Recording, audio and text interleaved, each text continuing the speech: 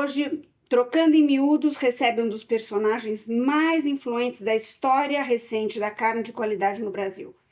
O Silvio Lazzarini passou da pecuária à mesa, ajudou a transformar a forma como o brasileiro enxerga cortes e prova, né, cortes especiais, e construiu um grupo que se tornou referência em excelência. Mas, acima de tudo, é alguém que entende toda a jornada da carne, do pasto ao prato. Então, vamos conversar sobre gastronomia, pecuária, consumo, sustentabilidade. Bom, você conhece carne por inteiro, foi pecuarista, líder de setor e depois restaurateur. Em qual desses lados você aprendeu mais sobre o outro?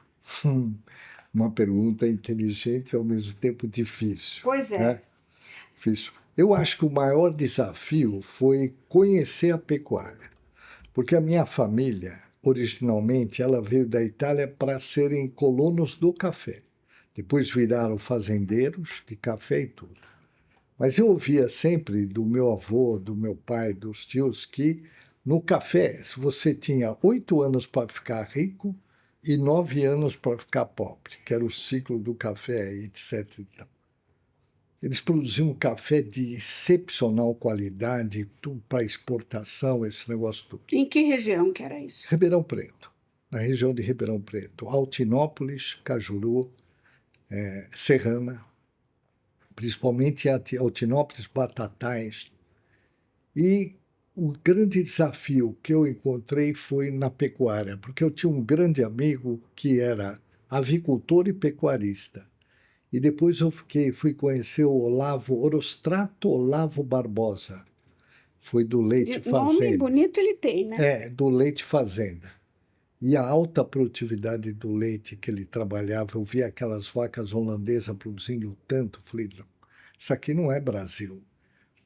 E foi isso. Através de uma viagem que eu fui fazer nos Estados Unidos, eu fiquei um mês e pouco lá, na região do Texas, especificamente Fort Worth. Eu fiquei abismado com a produtividade dos norte-americanos. O tempo que eles desmamavam o bezerro, o tempo que eles chegavam um bezerro até a idade do abate, a objetividade da engorda, tudo o processo. Eu falei, por que o Brasil não tem isso? E aí, quando eu retornei na fazenda, busquei fazer isso. Mas isso ainda, você era produtor de café ou você já era pecuarista? Não, eu fazia café, tinha café, mas eu queria produzir. Você tinha pensado já que a carne era um bom negócio? A carne seria um bom negócio, principalmente para o futuro. Sim. Porque eu gostava de comer carne, eu vou comprar carne aonde? Não tem onde comprar, tá entendendo? Eu ia para a Europa, ia para a Itália, essa carne que eu fui comer lá nos Estados Unidos, fui provar, então decidi. Aí qual que era a questão? Matéria-prima. Eu criava gado Nelore em Goiás. E naquela época não tinha como fazer cruzamento industrial ali. Eu tentava. E vi que o caminho mais correto, vamos dizer assim, foi comprar gado no Rio Grande do Sul, onde eles só criavam raças taurinas. Raças taurinas é diferente da zebuína. A raça taurina são aquelas criadas na Europa continental e nas britânicas, nas Ilhas Britânicas. Eu ia para o Rio Grande do Sul, numa feira da Expo Inter. Por acaso, eu já era líder ruralista, eu fui nomeado, eleito presidente da Associação Brasileira dos Confinadores, que tinha sede em Porto Alegre. E aquilo me fez ir muito para o Rio Grande do Sul. Eu amava aquele estado, né? Pela forma com que o gaúcho recebia, pelo gado, enfim, tudo. E comecei a trazer gado do Rio Grande do Sul e confinar no estado de São Paulo. Coisa de 4.000 cabeças ano, que era muito naquela época, muito. O pessoal ficava abismado. Eu produzia lotes, eu me recordo uma vez no frigorífico Anglo, que agora é o Minerva. O Anglo era dominado por ingleses, e eu acompanhava o abate. Eu estudava tudo, o carcaço, o abate, o peso, quanto Quer dizer, você é um cara aplicado. Muito, Quantos livros você tem? 14. Só. É, E aí você prestava atenção em tudo isso? exato.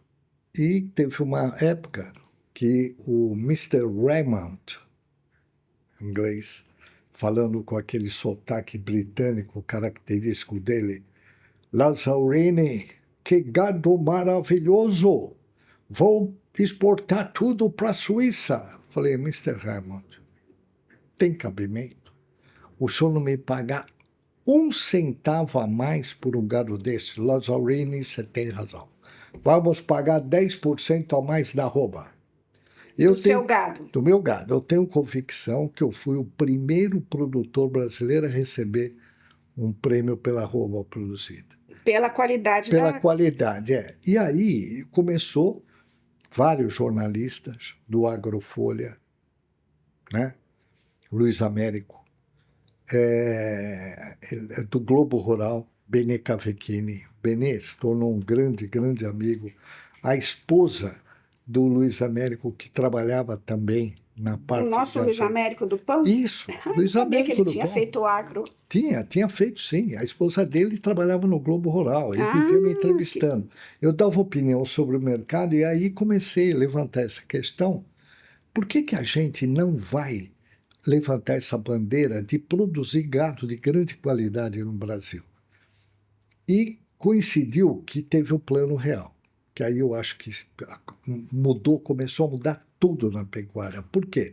O Plano Real acabou com a inflação. E o boi, que era reserva de valor, o pessoal comprava reserva para fazer reserva de valor. Como se fosse dólar. Como se fosse dólar. Não, e para, na verdade, se reabastecer da inflação. Né? Exatamente. Você se recorda, você é moça aí? Infelizmente eu recordo. do confisco de bois no Plano Cruzado, em 1986.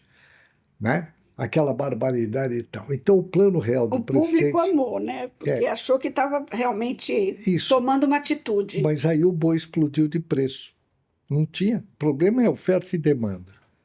E aí 5 grandes empresas do agronegócio, recorda assim, a Gerdau, Dow Elanco, a Merck Sharp, a BMF, né? Resolveram me contratar junto com o Vitor Neymer, um outro técnico especialista, para fazer palestra em 32 centros pecuários. Eu fui para essas palestras junto com o livro do Sérgio Buarque de Holanda, Raízes do Brasil, Gilberto Freire, Casagrande Senzala, e do José Júlio Sena, que foi meu professor na GV, sobre os parceiros do rei. Fantástico. Que me fez entender e conhecer a sociedade brasileira e o ruralismo também. E eu ia no meio daquela... Por exemplo, me recordo muito bem, em Alta Floresta e Sorriso. Quando eu cheguei lá, estavam os gaúchos. Eles queriam iniciar na pecuária alguma coisa e plantar soja, milho e tal.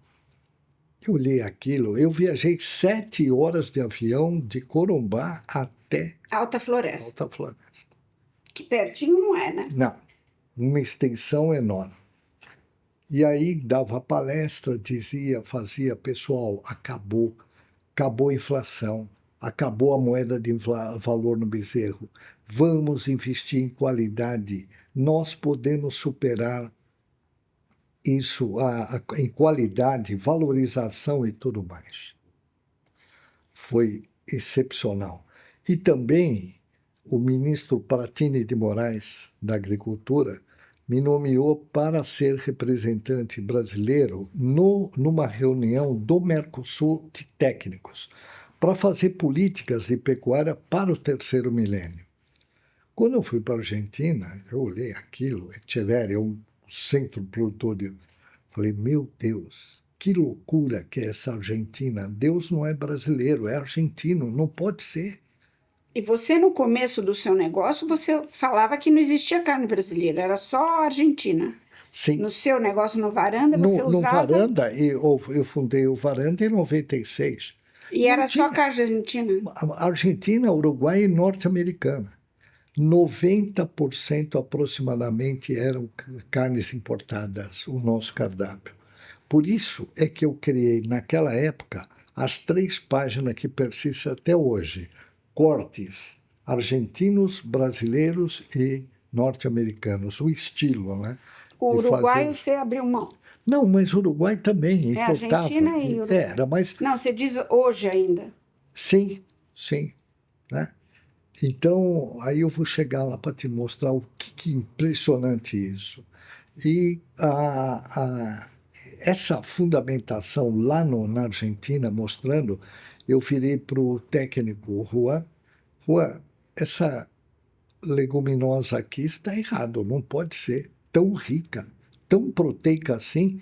Vocês estão dizendo que isso aqui é pasto nativo? Mas isso você Pastura está falando da alimentação do gado. do gado. Gado criado a pasto. Sim, Estava falando Lazarina. varanda, já estava achando que tinha a ver com o velho. Não. Aí, sim, Lazzarini, porque quanto é no Brasil? Era 11 a pastagem nativa, 11% de proteína bruta na matéria seca, a pastagem nativa argentina. Eu falei, a melhor brasileira é 8%. Então veja isso aqui. Aí ele me mostrou outras melhores ainda. Quer dizer, isso fazia toda a diferença na criação do Sim, gado. claro, alfafa, 22%. Eu falei, Deus santo, incrível. Como é que o Brasil vai competir com isso? E a gente fazia estudo de custos. O custo brasileiro era baixo, por quê? Porque no país tropical se produz muita forrageira. E aquela ideia veio persistindo tal. Quando eu saí da área agrícola e passei para a área do restaurante, foi a época que nós resolvemos escrever os livros, através da Universidade Federal de Viçosa, que foram muito difundidos pelo Brasil. E também colocando na cabeça dos frigoríficos e distribuidores, né, que precisava pagar mais pela carne. Uma carne de qualidade. Né? Qualidade. Esse trabalho começou a ser feito no Minerva, na Marfrig e depois na JBS. Eles lideraram o processo. Eu discutia com os altos dirigentes, vamos estimular, paga mais pelo gado confinado, pelo gado cruzado, surgiu, aí foi evoluindo. Surgiu a associação do Angus, surgiu a associação do Hereford e outras raças, entendeu? Isso é que foi dando. E o trabalho muito, muito bom que a Embrapa fez. Os Embrapa técnicos... é maravilhosa, né? Exatamente. Só não é valorizada. Essa Verdade. é a questão, entendeu? De fazer política pública pensando em política rasteira. Bom, Esse é o ponto, entendeu? mas enfim, ela ajudou Tá. ela ajudou a posicionar o A gado. posicionar, exato, e auxiliar o produtor nisso. Por quê? Porque o produtor precisava de apoio também, incentivo, entendeu? E aí o que eu acho que foi assim importante, eu ter levado alguns conceitos econômicos para a pecuária. Um deles que espantava até os técnicos da época, nas palestras. Pessoal, nós não temos que ficar essa coisa de quantos bois eu produzo por hectare. Que absurdo! Nós temos que discutir quantos quilos vamos produzir por hectare. Porque o que interessa é, dinheiro no bolso. Deu para entender a diferença? Sim. Como era o conceito. Aí o que aconteceu? Se você medir, um pouco acima disso, teve um fato muito curioso. Os dados do IBGE. Os dados do IBGE, eu fiz um trabalho publicado no Globo Rural, escrito assim o título: Com os clandestinos, o consumo dobra. Aquilo esparramou. Aí o Globo Rural fez a entrevista, levei eles para demonstrar isso. Entendeu? O que era? Imposto alto. E aí? Aí nós tivemos uma discussão na Secretaria da Agricultura, um grande técnico, ele era coordenador da Receita Tributária no estado de São Paulo, meu amigo até hoje, o Clóvis Panzarini, virou Lazzarini, o imposto é realmente alto, o ICMS. Eu falei, corta pela metade, aumenta o imposto do vinho. Come quem precisa, bebe quem quer. Tem algum mal nesse conceito? Ele fez. Por um milagre, 2, 3 meses depois, o abate dobrou. Um técnico do IBGE, lá numa discussão lá em Gramado, ele me botou lá para baixo. Aí eu fui apresentar os dados dele. Sabe qual dado que eu levei? Produção de calçados. Eu fui na indústria calçadista porque eu era muito atrevido, né? Não, fui na indústria calçadista e perguntei, escuta, quantos pares de sapatos se produz com couro? O técnico lá, olha, Lazzarini, para mercado externo 16, para mercado interno 21. Nunca esqueci desse número. Ah, é? Aí eu fiz uma regra de 3 simples. E cheguei à conclusão que o número de couros que eles utilizavam era o dobro declarado pelo IBGE.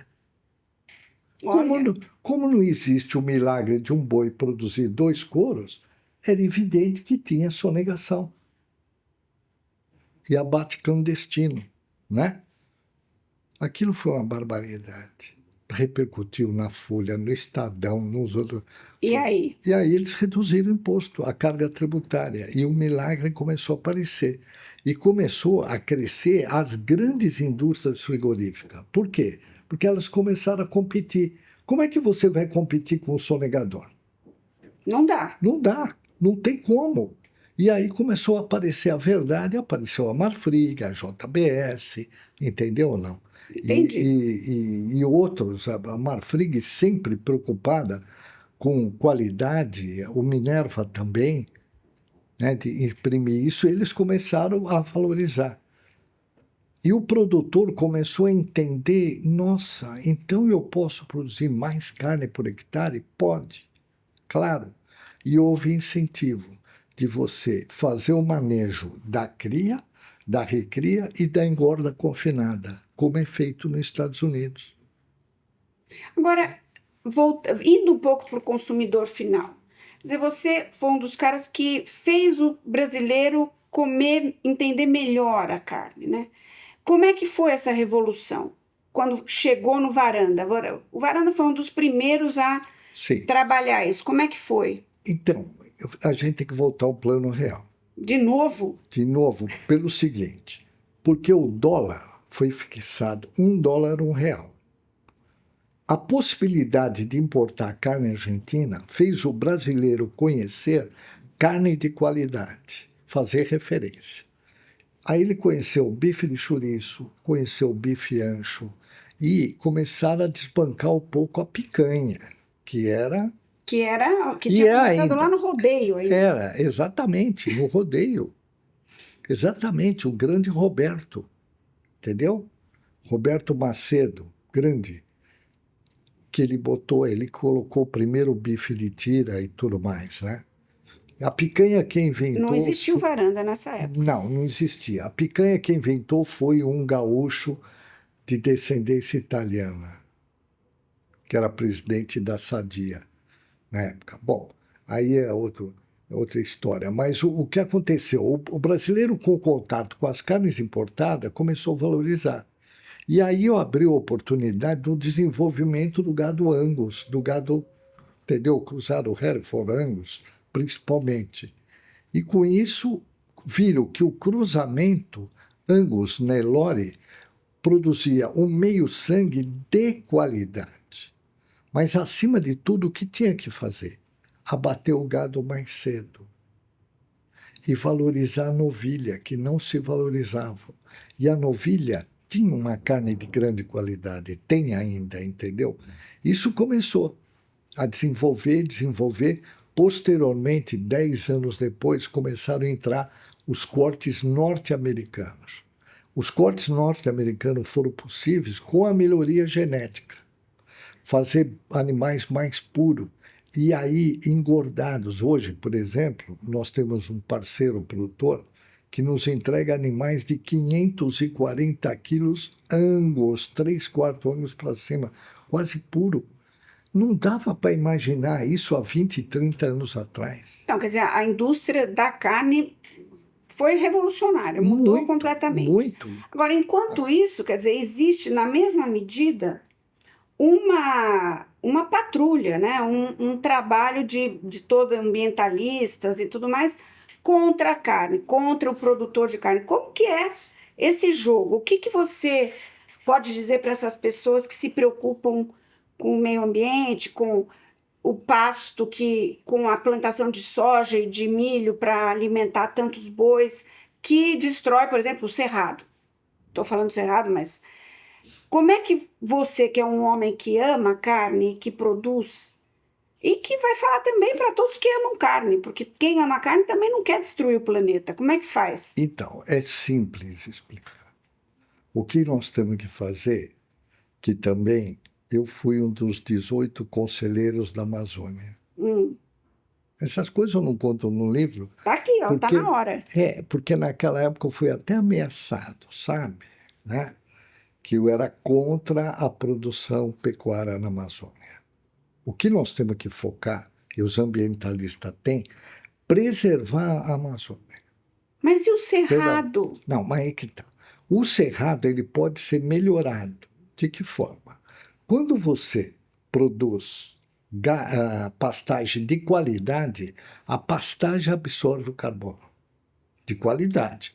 Quando ela está. Eu dizia isso, aí os mineiros tinham, naquela época lá na zona do Triângulo Mineiro, o Lazzarini, quer dizer então que o boi não pode ter frio na canela? Pasto alto. Não, não pode ter. Esse é o primeiro ponto. Não pode ter Não pode pasto ter. alto, é Tem que pasto ter rasteiro. não, pasto alto. Ah, tem que ter. Tem que ter. Então ele E pra pode ter frio no... exatamente. E para isso ele tem que fazer a divisão de aguadas e piquetes. Não pode ter aquela extensão. Tem que assim, o gado fica 3 dias aqui, 2, 3 dias no piquete. Faz um ciclo. Isso, muda para cá, ele faz um ciclo. Quando ele volta, o pasto está renovado. Primeiro Porque também os dejetos dele ajudam a... exatamente. A outra questão é cumprir a lei ambiental, que determina que uma porcentagem da fazenda seja preservada para a floresta, seja ela para exploração ou nativa, uma das duas. Naquela época também eu fui um dos que defendeu isso. Contra até o pessoal, não. Tem como melhorar a produtividade e tudo. Tem como casar essas duas coisas, ambiente e produção. Exatamente. E aí a Embrapa implantou o sistema, oficializou o sistema que a gente defendia, que é a integração, né, de floresta, lavoura e pecuária. Dá para fazer isso? Claro, sem dúvida. Você não precisa derrubar a árvore, ele Não. precisa de sombra, inclusive, no gado. Precisa. Exato. Precisa. Essa fazenda que nós temos nesse nosso parceiro, com muito orgulho, repara, ele é um dos grandes produtores de gado e de carne. Ele tem selo ambiental europeu. É um exemplo. Quando eu fui para lá, as vacas... O europeu é mais exigente. Muito mais. As vacas pariam nessa floresta de eucalipto.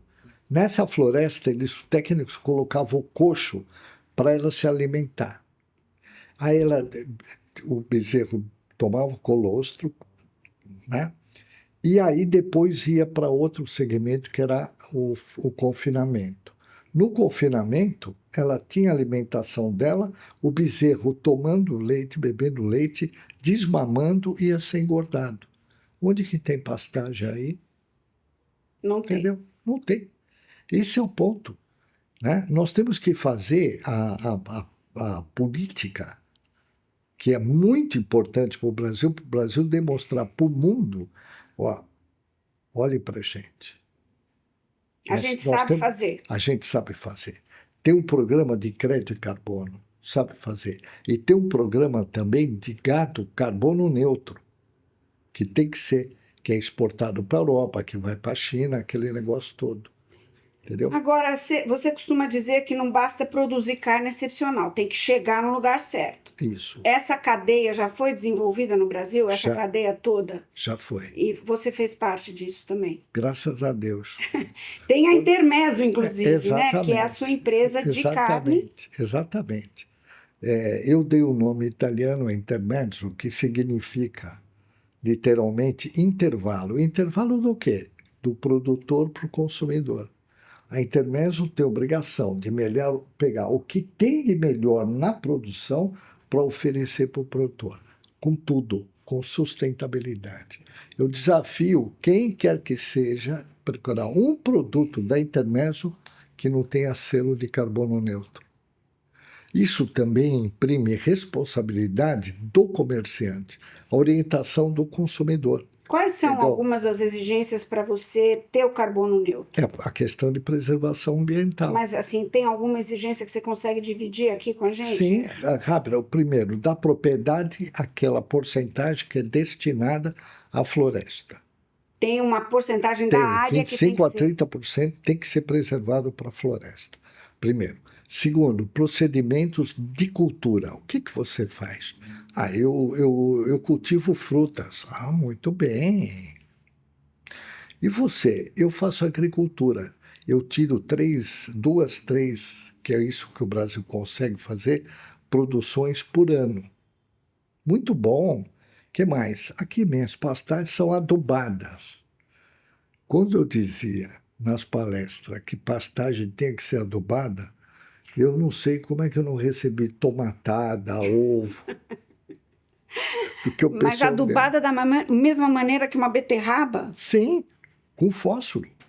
Entendeu ou não? Com produto, sim. Você fazer isso é muito, muito importante.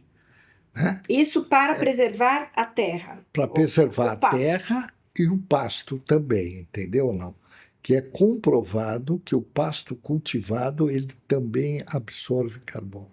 Ah, que Entendeu? interessante. É. Isso eu não sabia, não. Então, tá aí. Agora estamos sabendo. É pronto. Muitos outros não sabiam. Você acha que o brasileiro aprendeu a comer carne ou ele olha mais a etiqueta? Ele olha mais o corte, vamos supor, mas com uma produção que pode ser discutível. Ele aprendeu? Aprendeu, sim. Sim. Vários exigem hoje até, eu quero flat iron, eu quero shoulder. Cortes que você... Nem imaginava. Cortes do dianteiro servem para fazer hambúrguer ou para ficar a noite inteira cozinhando para amolecer a carne. Tanto é fato que antigamente ia no açougue, eu quero 1 quilo de carne de segunda. Nem falava o nome, né? É. Do que era. Eu quero 1 quilo de carne. Eu quero 1 quilo de carne para bife, que era isso. Quando você começou a valorizar o dianteiro, porque, eu tenho picanha, tá? Tudo bem. Bife de chouriço, também. Bife ancho, essas coisas, fraldinha. É tudo traseiro isso. Traseiro. E os cortes do dianteiro? Assim? Com essa? Exato. O acém começou a se transformar em especiarias. Né? O flat iron, a paleta, fazer bife da paleta. O quê? Isso é duro. Não. Prova agora. Mas isso Entendeu? é por causa da alimentação do boi, da criação? Da alimentação, da genética e da idade do animal. Entendeu? Ele é mais novo. Ele é mais novo. Quanto mais jovem o animal, por isso é que naquela época que eu dizia, vamos abater novilhas gordas, que a carne é muito macia, é o que o consumidor As mulheres tem. se ferrando mais uma vez, é isso? Não, porque na natureza, o que nasce na propriedade, metade macho, metade fêmea. O rebanho. E aí tem a vaca, as novilhas de reposição das mães, e o que sobra vai para abate. Então, vamos oferecer um produto de qualidade. Mas elas têm Tudo uma isso. carne diferenciada, as fêmeas? Não, as mulheres? tem, assim, quando o macho ele atinge a maturidade dele, aos 2 anos de idade, ele começa a incorporar marmoreio, entendeu? Uhum. Marmorização, qualidade, força, peso. Mas uma novilha, por exemplo, de 400, 420 quilos, 15, 18 meses de idade, excepcional qualidade, sem dúvida. Mas ela tem Entendeu? marmoreio também? Também, entendeu? Tudo isso induz a uma melhoria. Agora, essa moda da vaca velha, como é que é isso? Quer dizer, eu fui para o Equador, conheci Luiz Maldonado lá, e depois em Portugal tinha um também. Quer dizer, de repente começa um ciclo No Equador, porque as vacas, lá é uma produção leiteira, então as vacas ficavam velhas e não tinham seu uso. E aí, segundo o Luiz, e depois eu li alguma coisa a respeito, as vacas, na verdade, leiteiras, elas não se mexem, elas ficam paradas, então elas têm Sim. carne macia. Como é que você vê essa vaca velha? Então, o animal, à medida que envelhece, a carne endurece, mas o sabor refina, Potencializa. potencializa, entendeu? Então, isso é uma coisa, uma criação espanhóis, que tinha essa questão, e os animais continentais, da Europa continental, os bovinos franceses, italianos, principalmente os espanhóis, tudo. É isso. É uma opção para quem gosta, para ter, entendeu? Você Uma carne comeu mais. já? Você? O que você Sim, achou? claro. Eu prefiro a carne dos animais mais jovens, Ela entendeu? tem Tá. um sabor muito pronunciado, né? Sim, sim, sim. Em 1762, um embaixador britânico que estava lá em Paris e Roma, tudo, ele dizia que os italianos e franceses não sabiam comer carne, porque eles comiam carne de animais muito velhos e cozidos. Não tinha grelha na Itália e na França. Essa história vem desde aquele tempo. E o gado britânico, porque tinha o cavalo bretão que fazia força, era batido mais jovem. E o churrasco nasceu na Grã-Bretanha mesmo. Depois ele foi para os Estados Unidos. E nos Estados Unidos ele teve a evolução dele, de raça, de genética, esse negócio todo, entendeu? É essa a história. Mas a produtividade, isso é muito pequeno esse mercado, Não, sem dúvida. É uma entendeu? coisa mais, digamos, É, gourmet, é uma coisa é. mais autoral também. É um mercado pequeno. E o dry age virou realmente também uma coisa gourmet. Você faz isso no varanda? Não, porque nós estamos num país tropical. Atenção. Então, o que acontece? Quando eu fui para os Estados Unidos, e fui, agora 2014, né, estudar o dry age também. Aí eu via que na máquina de dry age tinha antibactericida dentro da máquina. Uma supervisão muito efetiva, muito Porque é controlada. perigoso. Sim. E aí é o seguinte: você tem que ter um controle da umidade relativa do ar onde você está maturando. Ele deve ficar entre 60% por aí, 60% a 70%. E lá nos Estados Unidos, quando a umidade baixa, vem um borrifador, né, para jogar a umidade, para ela elevar a umidade relativa, entendeu? Quer dizer, tem um cuidado tremendo. Por isso é difundido nos Estados Unidos. No Brasil, falta esse equipamento. Mas você acha que aqui as pessoas que fazem são competentes? Mas aí é que é uma carne muito cara. Quando você compara com a carne natura, entendeu? Não, ela encarece muito, porque ela perde muito da suculência dela e fica muito cara, entende? Quer dizer, mas Hoje, eles acham que vale a pena para adquirir um certo sabor eu especial. acho que é status, não é sabor especial. Você acha que é só para fazer uma Sim, firula? fazer uma firula um status. É fato. Quer dizer, nada substitui quando você tem um animal bem criado, bem recriado e bem finalizado. Você entendeu? Nada substitui E isso. hoje, o que que te surpreende no mundo da carne? Quer dizer, uma nova raça? O que que hoje está palpitante dentro do mercado de carne? Você que está sempre um passinho à frente. Então, o que me orgulha, em primeiro lugar, e me enche de satisfação é o nível da produtividade do gado brasileiro. Hoje o Brasil tem o gado mais barato do mundo. O gado norte-americano é 110% mais caro do que o brasileiro. E 180% o chinês, para você ter ideia. O boi paraguaio, argentino, uruguaio, mais caro que o nosso. Entendeu? Eu estou em negociação com a Argentina, com uma grande, a maior produtora de Hereford, para trazer a carne do rebanho deles para cá. Teve os ajustes de produção e tal. É 30% mais cara. Lá, posto Buenos Aires. Quando você vê transporte, não tem imposto de importação na carne, tudo no Mercosul, mas a carne vai chegar aqui cara. Mas a Entendeu? gente não basta? A nossa produção não basta para nós, para o Brasil? Sim. Isso daí é uma carne mais nível, Sim, seria nível mais... restaurantes. Isso.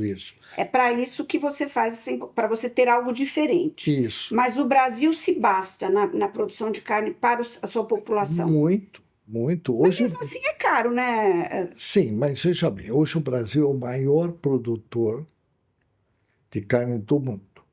Né? Os Estados Unidos está com o rebanho de 70 anos atrás, hoje. E segundo ponto, o Brasil é o maior exportador de carne do mundo também, apesar de tudo. Então, o que acontece? O povo brasileiro tem. O que nós precisamos fazer é, com a reforma tributária, isso vai acontecer, reduzir custos, entendeu?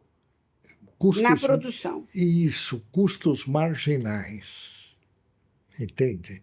Esse é o ponto importante. A reforma tributária vai trazer isso. Isenção de tributação para alimentos básicos. Isso é vai óbvio. Ajudar. Vai ajudar muito. Quer dizer, essa carne vai chegar mais no consumidor final. Isso. Em melhor preço, quer dizer, um melhores preço condições. melhor. Sim. Você veja hoje que tem carne de frangos, o complexo carne. Do que ele faz? Né? Ele é o bovinos, aves, suínos, depois os outros, cordeiros e tudo mais. Quando você coloca isso, mais milho e soja, olha a transformação desse Brasil, desses últimos 40 anos. Entendeu? No governo Sarney, a produção total de grãos era de 55 milhões de toneladas. Né? Hoje é para mais de 350 milhões de grãos. Entendeu? Não. Então, tudo isso por quê? Porque houve um crescimento na produção avícola, suína e pecuária de corte também Então, a gente não tem solução para essa produção de grãos, porque todo mundo detona a soja. Como que faz? Quando você vai para, por exemplo, para o Cerrado, que você vê aquele amarelão que um passarinho, se atravessar, lá morre no meio, porque não tem onde pousar.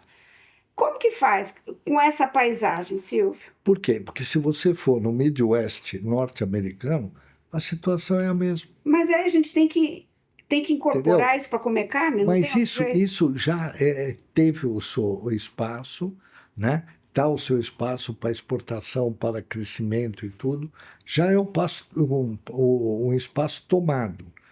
Essa região que você tem na região sudeste e centro-oeste do sul, né? Eu digo Mato Grosso do Sul, tudo, já está com outra também perspectiva de valorização de qualidade. Mas aí seria o quê? Não alimentar com soja um boi? Não, tem que alimentar. A soja não é um alimento do boi, o farelo em si. Não é. Entendeu? Por quê? Porque é caro. O que ele come? Milho? Milho, né? Mas isso não é uma coisa anti-bovina, que sempre foi um ruminante que come pasto? Sim. Quando você dá um milho ou uma soja, ele não inflama, ele não fica doente? Não, porque tem uma porcentagem que você tem que dar de verde para o animal, justamente por ele ser ruminante, entendeu? Que é matéria seca de silagem de milho, de cana ou de outro capim mesmo, entendeu? Você acha que as pessoas, estou falando aqui dessas, inclusive, que pregam, olha, coma menos carne, coma carne de mais qualidade, você acha que isso diminuiria essa situação dessa produção enorme de soja? Porque a gente produz soja para mandar para os outros países para alimentar ou gado ou milho ou soja para alimentar animais. Sim. Você acha que consumir menos carne seria uma solução? Não, porque o consumo per capita, apesar do Brasil ser o maior exportador de carne do mundo, o consumo per capita de carne, por exemplo, mesmo bovina, suína, avícola, é baixo quando você compara, por exemplo, com parceiros do Mercosul. Entendeu ou não? Uhum. O consumo per capita é baixo. E é preciso aumentar isso, né? E a gente vai aumentar isso justamente com essas... Como está aplicando hoje. Hoje você vê a diferença entre os cortes do traseiro e o dianteiro subiu de preço, sem dúvida, mas é muito mais elevado. O consumidor consegue diferenciar ou se preocupa com a carne que tem rastreabilidade, que tem carbono neutro? Ele não. Não Então, sei. esse consumidor teria que ser um pouco mais antenado. Isso. O que o Sim. consumidor procura quando ele vai ou no varanda ou de um modo geral, consumidor Não, de no carne? varanda ele procura consumir uma carne de grande qualidade, ele confia na procedência, na originação, no sourcing, como o norte-americano fala, e tal. Mas no mercado em geral, no mercado spot, né, o cliente se preocupa com preço e confia no que tem. Mesmo assim, a qualidade melhorou muito. Você veja o consumo de hambúrguer. Quanto subiu no Brasil nos últimos anos. Eu me recordo quando o McDonald's veio instalar a primeira unidade dele no Brasil. Depois disso, veja quantos e quantos E concorrentes. mudou também a apreciação desse hambúrguer, né? Sim, mudou totalmente. Agora, você tem um dos restaurantes mais emblemáticos, né, de carne. O seu filho também agora tem uma caseia de carne, né? O que que vale mais num restaurante? A hospitalidade ou a qualidade da carne? Ai, que pergunta maravilhosa, inteligente. Um grande restaurante tem que ter, certo? Primeiro de tudo, ambiente. Um ambiente propício para o cliente se sinta bem, oferecendo tudo dentro desse ambiente, que a gente chama o ambiente mágico, a ambientação. Segundo ponto, um serviço excepcionalmente amável, para que você também se sinta recebido como se estivesse em casa. Terceiro ponto, a qualidade gastronômica, inegável, certo? E em quarto ponto, a relação custo-qualidade. Ou seja, você fala, nossa, eu paguei, mas saio daqui com saudade, quero voltar logo, entendeu?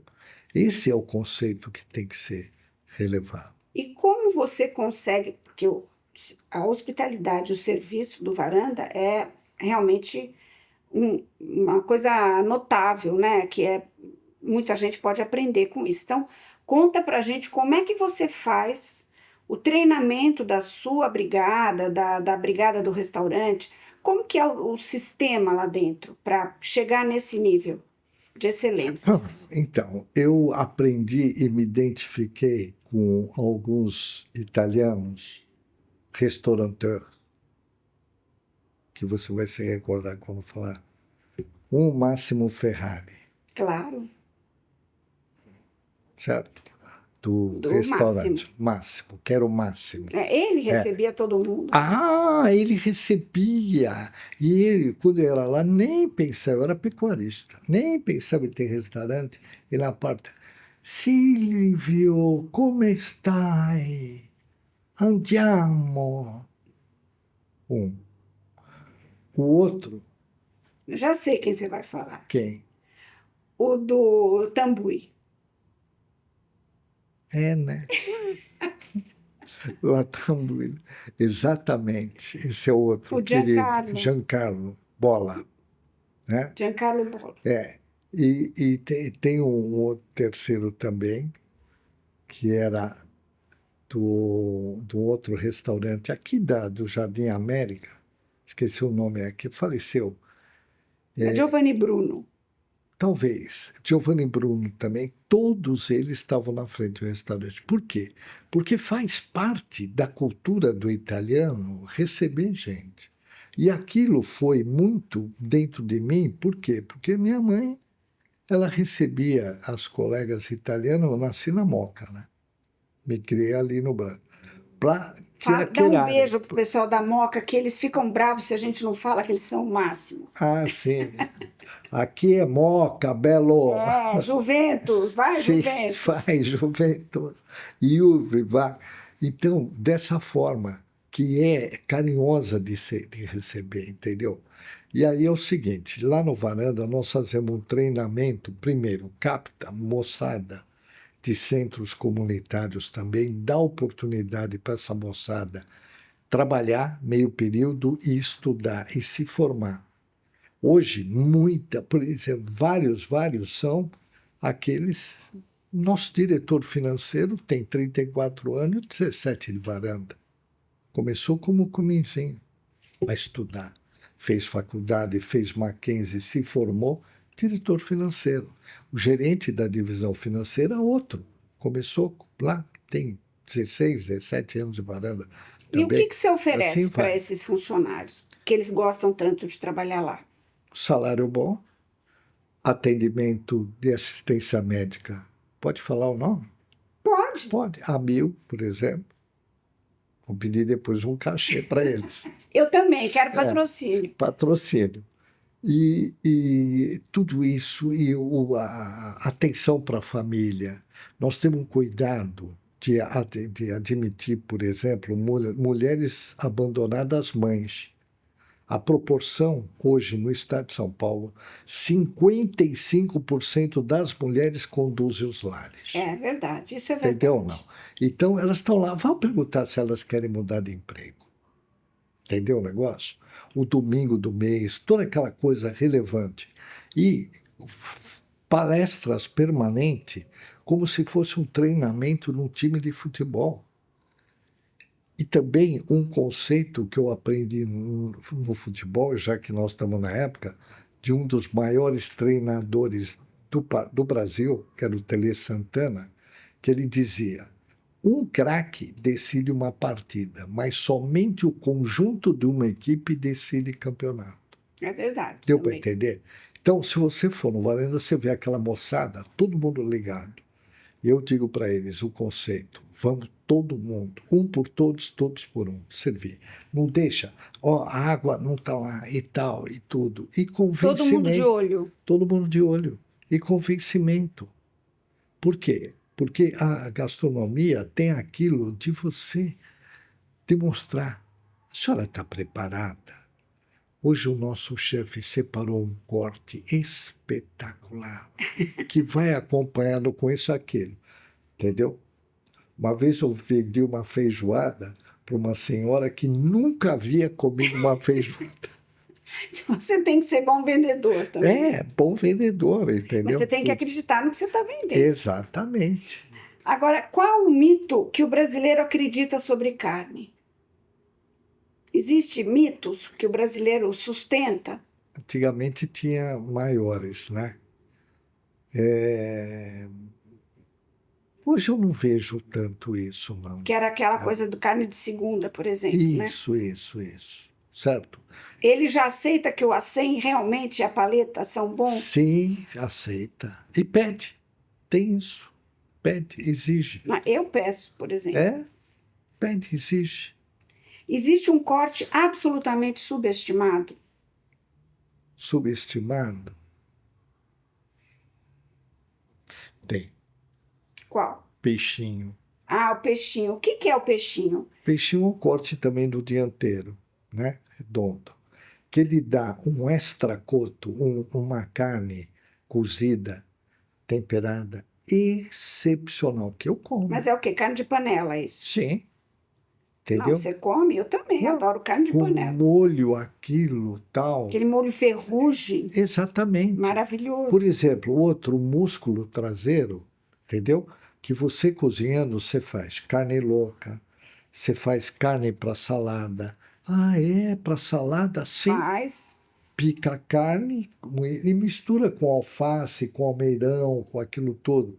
Na Itália, é insalatina de carne, que se chama. É o músculo mesmo. O músculo. A minha mãe fazia isso. E depois você pega esse mesmo músculo, que ele é moído e tal, você faz molho com tomate para massa. Maravilhoso. Tudo. São carnes saborosíssimas. Saborosíssimas. E sabe o custo? Baixíssima. Baixíssima, uma das carnes mais Porque o baratas. pessoal não sabe mexer com o músculo. Aí o que nós fizemos na Intermezzo? Eu falei, limpa tudo, entrega o músculo pronto para o pessoal. Está aqui essa riqueza, que é mesmo, entendeu? E aquela Peixinho. cartilagem, aquela gordurinha do meio, né? Que é uma Sim. maravilha, né? Sim, é tudo que tem que ser potencializado, entendeu? Você já pensou, por exemplo, outra coisa, rabada. Ai, que delícia. Eu acho maravilhoso. Você gosta de língua? Eu adoro. Bom, você está Eu falando com uma amo. pessoa que, Não, mas que então, topa quase mas tudo, hein? olha como eu tô pegando no eixo aqui, É. entendeu? Nós temos gosto igual. Não, Por porque eu quê? sou neta de italianos Mas que não é comia por isso o isso, tempo é inteiro. valorizar a qualidade. Você entendeu? Uma coisa Santo Colomba. uma coisa que eu não gosto. Eu não gosto de bucho. Não gosto. Você Sim, gosta? não, também Então, não. eu não gosto. Mas minha mãe fazia também. Sim, Tudo isso as nossas mães faziam. sim, Por isso que todo mundo, por isso que a gente aprendeu a comer. sim, mas teve outros restaurantes que começaram a desenvolver, né? O Santo Colomba também, entendeu? Fazer um extracoto, tudo. Uma rabada de novilha que não tem gordura praticamente, aquilo é excepcional. E quem tem essa novilha Intermezzo? Tem. Olha, eu estou Tem. fazendo aqui propaganda também, Tem, quero patrocínio. claro que tem. Mas é fácil de você achar essa? Sim, sem dúvida. Como que você procura uma carne dessa? Você está falando, nossa, Não, vocês, eu digo no mercado, não estou falando sim. só da Intermezzo, mas Então. a gente consegue identificar? Sim, se tiver o selo Angus na embalagem, tá? Já é uma grande referência. Referência de que pode ser uma novilha. Que pode ser novilha ou gado, mas preferencialmente novilha. Ah, se tiver. olha aí, uma boa dica. Tá? O selo Angus junto com o selo do CIF, que é Serviço de Inspeção Federal. Entendeu? Não. Isso está mudando. Então, se o consumidor... é Angus? Deixa eu ver o selo de origem. É tudo. Ele vai encontrar, ele vai se surpreender com a qualidade. O que o Ferran Adrià fez pela gastronomia espanhola é comparável ao que alguns produtores fizeram pela carne brasileira? E Sem isso dúvida. virou depois referência para o mundo? Sem dúvida. Sem dúvida. O que nós temos que fazer, Marcos, é o seguinte: nós temos que parar no Brasil com aquele espírito daquele grande jornalista pernambucano, Nelson Rodrigues, que ele dizia que era o complexo de cão vira-lata. Ainda tem isso no Brasil. Eu vou te contar uma coisa. Vá lá no varanda e vê se tem algum azeite importado. Poxa, azeite da Serra Gaúcha, sim. Tem azeite de excepcional qualidade na Serra Gaúcha. Aqui em Bento de Pinhaus, São Bento do Pinhal, No também, interior de São Paulo? no interior. Você viu os queijos que o Jovelino Mineiro, o Bento Mineiro, filho dele, está produzindo? Premiado. Queijo premiado. Então, nós temos queijo de grande qualidade, azeite também de grande qualidade. Então, essa referência gastronômica aqui no Brasil melhorou muito. A legislação melhorou muito também. Também. Eu tive uma colega na Getúlio Vargas, nós temos pós-graduação. E aí ela virou para mim: olha, Silva, se eu assumir uma fazenda da família lá em Petrolina, me ajuda a ver e planejar aquilo. Eu fui. O marido dela me pegou lá em Recife, fomos de avião para lá. Eu virei e falei para ela: Fátima, ó, aqui, condição ambiental, clima perfeito, falta água. Falei: não, água eu encontro, perfurando o solo, água. Aí ela fez um processo de gotejamento. Hoje ela é uma das maiores produtoras de fruta de Pernambuco para exportação para a Europa e Estados Unidos. Entendeu? Não? Fruta do manga, melão de grande qualidade. Percebe? Então, é aquilo. Cara, é explorar, quando você, voltando àquela questão do ambiente, vamos explorar cada situação, o que tem de melhor para fazer ali. Aqui vai, gado é bom aqui, o Angus, tem clima, vamos explorar. Conjugado ao quê? Conjugado à questão agrícola e Sustentabilidade. Sustentabilidade, floresta. Você ainda come, ou recentemente comeu, carne ruim em restaurante famoso? Tem restaurante famoso que oferece carne ruim? Ai, infelizmente, sim. Entendeu? Por quê? Porque, como eu te disse, na natureza nasce macho e fêmea. O touro chega num ponto que ele tem que ser abatido. E a vaca também tem que ser abatida. Quando você pega os grandes frigoríficos, eles não abatem vaca, eles abatem novilha. Abate touro, turuno, também não. Mas eles não abatem vaca por quê? Ou touro por quê? Em função de qualidade. Ah, sim. Entendeu? Não, em função, respondendo a tua pergunta. Sim, sim. Tá. Aí, esse filé mignon dessa vaca, ele vai para esse mercado. É mais barato? É. São restaurantes que hoje procuram preço e não qualidade. Entendeu? Esse é o ponto. Então Entendi. tem sim. Que eles deveriam ser abatidos mais novos para ter uma carne melhor. Sim, Eles não mas a abatem vaca- e vendem A essa. vaca tem 5 gerações dela. Tem 5 crias que ela faz. Cada cria é 1 ano, é uma por ano. São 9 meses de gestação. Entendeu? Entendi. Uma cria por ano. Então o que acontece? Quando ela é abatida, ela tem 8 anos de idade. Já está velha. Sim. Tem que sim, ser antes. Sim. E aí não teve nenhum aspecto, vai, abate, mistura o filé mignon com outro de um gado mais novo e tá lá. Tem sim. Você ainda sonha em produzir alguma raça ou corte que o mercado não conhece? Agora não. Eu prefiro fazer aliança estratégica. Que venha a ser o quê? A incentivar a ser sócio de quem está produzindo com qualidade. Entendeu? Isso nós já temos. Entendeu? E a gente discute mesmo. Quinta-feira mesmo agora, eu vou receber o pessoal da produção para discutir. Nós vamos provar carne, discutir qualidade e aspecto que precisa melhorar aqui e ali, entendeu? Mas existe a possibilidade de cortes novos? Vocês estudam isso também? Não, os cortes novos já foram bem desenvolvidos. O que o Brasil trouxe, ele não criou nada, ele copiou os Estados Unidos. Uhum. Entendeu? Na verdade. E nós estamos buscando agora uma aliança com o Japão, trazer gado japonês direto, importado. Mas é o Wagyu, não? É o Wagyu. Wagyu. Puríssimo, puríssimo. Entendeu? Traz eles aqui, se dão bem ou precisa ter Não, abatido Ah, de lá. abatido. Vamos comprar toda a carcaça. Você fala, puxa, toda a carcaça. Sim, toda a carcaça, vem. Entendeu? Não. Esse omakase que o meu filho criou são 13. Fala um pouquinho dele, Então, do omakase. O Fábio é um fã de comida japonesa, sempre foi. Ele é formado na Itália e trabalhou em 3 estrelas Michelin na Itália. 2 e 3 estrelas do mesmo grupo. E ele sempre teve esse sonho de misturar a qualidade, a cultura culinária japonesa e italiana. E ele criou uma omakase da carne. É espetacular. São 13 cortes, são 13 etapas, entendeu? Que você vai ficar lá degustando aquilo de forma maravilhosa ali. Você já foi? Não, né? Não fui, Tá. não fui. Então vai ter que ir. Claro, Tá. ai, nossa, que sofrimento. Leva um bom vinho e E tudo pronto, tá né? certo. Tá tudo certo. Opa, já gostei. Vai de táxi, tranquila.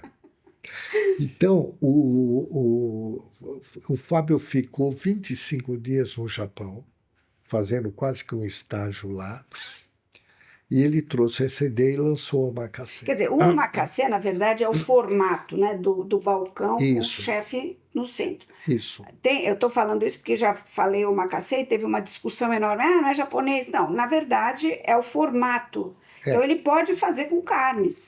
Omakase, em japonês, significa confia em mim. Exatamente. Confia no- confia em mim. confia no chefe. É o chefe que está É falando o isso. chefe que está falando, está lá. Então o Fábio apresenta os cortes, mostra a origem do que é. Mas é de degustar carne, não é isso. de peixe. É isso Não, que mas os molhos são os mesmos, entendeu ou não? Uhum. Que ele coloca, enriquecer a carne, é como eu diria, uma coisa assim muito refinada, Não, eu sei. entendeu? E você viu que o mercado cresceu muito, né? Hoje em dia tem muito restaurante fornecendo carne boa, Sim, tem, de carne. tem. também. Seus concorrentes, que na verdade você não tem muita concorrência direta, né? Sim, não. Mas tem essa preocupação, vários deles, com ter uma carne já para qualidade e tudo, entendeu? E o que está me surpreendendo é que está crescendo o mercado nordestino. Impressionante. E esses assadores todos, isso não populariza também a carne?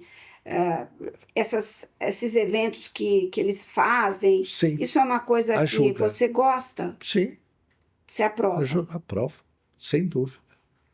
Populariza a carne? Sim, Ou, na verdade, faz com que as pessoas queiram conhecer mais? exatamente. Conhecer, saber a coloração da carne, que é importante, como é que ela se apresenta, gordura branca de cobertura, tudo isso. O que mais que você pode dar de dica que a pessoa tem que saber A na hora de comprar uma carne ou de carne não provar? pode ter aroma forte, desagradável, sabe? É como peixe, entendeu? Não. Por exemplo, pergunta qual peixe que eu não como. Qual que você não come? Salmão. Salmão, Nem eu. porque é criado em cativeiro também, destruidor da natureza. Esse é o ponto, entendeu? Não. Mas eu sou amante de peixe e frutos do mar. Pergunta para o Rufinos, para o Amadeus, quem é o principal cliente deles, né? O Pelo visto, você tem kit. tempo de sair por aí. Eu saio sempre. Bom, então vai aí, para a gente finalizar. Qual a carne que você não esquece, que você comeu em algum lugar, inesquecível para você? Por que que ela foi inesquecível? E tenta descrever aí o que foi. Foi um churrasco na Argentina, churrasco típico deles, do chão, feito, que tinha que buscar a carne e entrar para dentro correndo porque estava muito frio. Isso nos Pampas? Isso, os pampas argentinos, que era uma carne de excepcional qualidade. E acompanhando com vinho Malbec, adivinha o que eu fiz à tarde depois do almoço? Só dormiu. Fazer o quê? Excepcional, comi acima da conta, É mesmo. entendeu? Que E era você uma acha carne. que os Pampas. Onde é que estão os principais gados brasileiros? Onde eles ficam? Sim. Em Eu ia termos falar que de estava Angus, acabando, mas já lembrei. de Angus, vamos dizer assim, na região do estado de São Paulo para baixo, né? Minas, estado de São Paulo, Mato Grosso do Sul, bastante. Tem também no Mato Grosso, ali, no Vale do Guaporé, também alguma coisa, tal. Mas é no sul mesmo e sudeste que você vê. Que vê É, carne boa. Você já foi no isso. Dom Julio? O que você achou do Dom Julio? Eu achei o ambiente, não gostei. A carne é boa, sem dúvida alguma, porque Argentina e tal, mas eu acho que ali é muita fama, muita frescura A para dar. hospitalidade foi boa para você? Você Não foi lá, você foi anônimo foi anônimo. e Não não foi foi. Não, bom. eu tinha feito reserva com antecedência, me colocaram em cima, certo? No, Na parte de de cima cima. do restaurante, você Isso. disse. Onde o garçom pouco aparecia, percebe?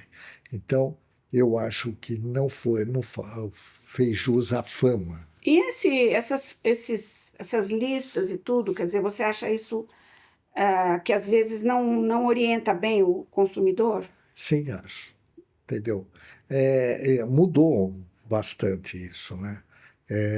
Mas, assim, em termos internacionais, essas coisas que dão os prêmios, aquela coisa, eu acho que tem um pouco de cuidado para ver isso. A carne brasileira hoje é considerada a melhor do mundo? Uma das. Não é a melhor, entendeu? Né? Mas uma das. Melhores sim. Bom, agora fala pra gente aí, dá 5 dicas de restaurantes em São Paulo. E você viaja bastante para o Rio, não? Não muito. Para onde que você viaja bastante que você também pode dar dica? Aí eu viajo muito para a Itália. Então, então vai, 5 de São Paulo e alguns na Itália. Tá. Aqui em São Paulo, Onde que você então, vai? eu vou, né? Frequento, assim, o Amadeus, né? Da Bela Mazzano. Da Bela Mazzano, o Amadeus, o Rufinos, certo? Você gosta de tradição, né? O barbacoa, Barbacoa. porque eu vou lá no barbacoa, eles me dão um atendimento que eu me sinto assim um rei, né?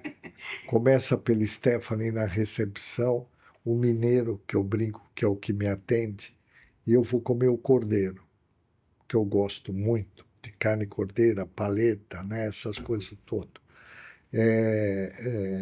E outros aí. E você não vai em nenhum moderninho?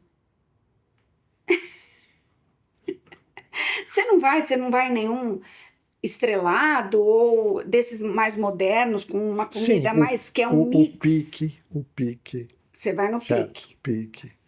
Eu frequento, né? E, e assim. E na Itália, que dica que você dá? Onde você fica quando você vai? Você vai pela Então, Itália a toda. Itália, quem for, tem que conhecer os estrelados, né? Lá na região de Mantova, o Dal Pescatori. Ah, é Mantova. muito bom. Em Rubano, o Le Calandre, onde o Fábio trabalhou, certo? Pois tem o da Vittorio também. E esses três são fantásticos, né? São 3 estrelas Michelin, São ótimos fantástico. mesmo. Eu conheço E dois deles. Veneza, em Veneza também, Veneza, extraordinário. Não Entendeu? lembra qual. Não lembro o nome, vem aqui. Venezia. Ah, chama Veneza. Ah, não é Venice, não é? Não, é Quadri di Venezia. Ah, tá. Não, porque em Veneza Quadri eu di fui em Venezia. um Venissa, que é muito Sim. bom Não, também. o Quadri é o melhor restaurante de Veneza. O Quatri. Quadri. Quadri. Não, é o Quadros de Sim, mas Veneza. não é Sim. dos irmãos lá, dos irmãos Não, é do mesmo grupo do Calandre. de Calandre. Eu sei, Exato, então, são dos dois irmãos. irmãos, é. Exatamente. Eu estive lá também, do Le Calandre é muito Fantástico, bom, os dois fantástico. são ótimos. Um cuida mais de salão e o outro mais do... Isso. Tá bom.